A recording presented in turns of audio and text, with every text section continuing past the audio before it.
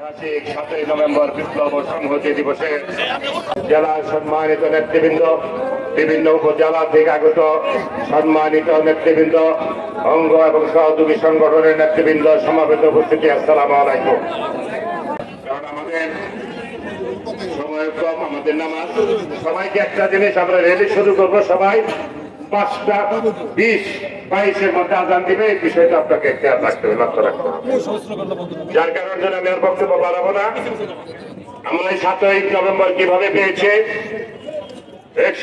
বাকশাল শাসন থেকে এই দেশকে মুক্ত করার জন্য সেদিন সিপাহী জনতার আন্দোলনের মধ্য দিয়ে স্বাধীনতার ঘোষক শহীদ রাষ্ট্রপতি জিয়াউর রহমানের নেতৃত্বে এই দেশের মানুষকে মুক্ত করার জন্যই সেদিন সিপাহী জনতার মধ্য দিয়ে বিপ্লব, 7ই বিপ্লব, ঐতিহাসিক বিপ্লব দিবস আমরা আনতে পেরেছি।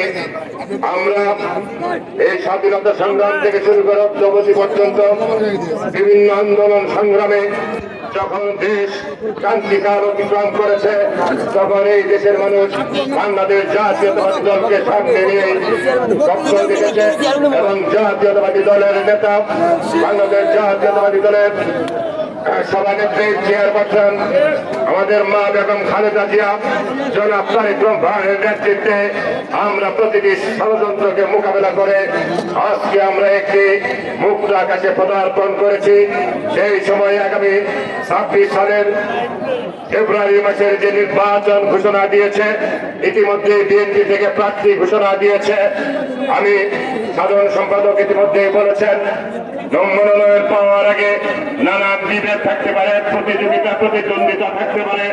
আমি মনে হয় মনোনয়ন নিশ্চিত হওয়ার পরে আমাদের মধ্যে আর কোনো সংশয় নাই, কোনো দ্বিধা যারা দল আমাদেরকে মনোনয়ন দিয়েছেন, আমরা তাদের প্রতি কৃতজ্ঞতা জ্ঞাপন করছি এবং প্রতিটি নেতা কর্মীকে অনুরোধ করব যে যারা প্রতিপক্ষ ছিলেন, প্রতিদ্বন্দ্বী ছিলেন, তাদের যত নেতা কর্মী আছে তাদের সাথে যোগাযোগ করে যাতে আগামী ফেব্রুয়ারির নির্বাচনে ধানের শীষের এই 5টি আসন যাতে জামালপুর জেলা বিএনপির নেতৃত্বে আমরা আপনাদের সহযোগিতায় আল্লাহর রহমতে আমরা জয়যুক্ত হতে পারি, এই আশীর্বাদ কামনা করে আবারও আমাদের প্রয়াত রাষ্ট্রপতি শহীদ জিয়াউর রহমান সহ তার রুহের মাগফিরাত কামনা করছি এবং সকলে যারাই শহীদ হয়েছেন আন্দোলন সংগ্রাম করতে গিয়ে সকলের আত্মার প্রতি মাগফিরাত কামনা করে সকলকে অভিনন্দন জানিয়ে আমি আমার বক্তব্য শেষ করছি।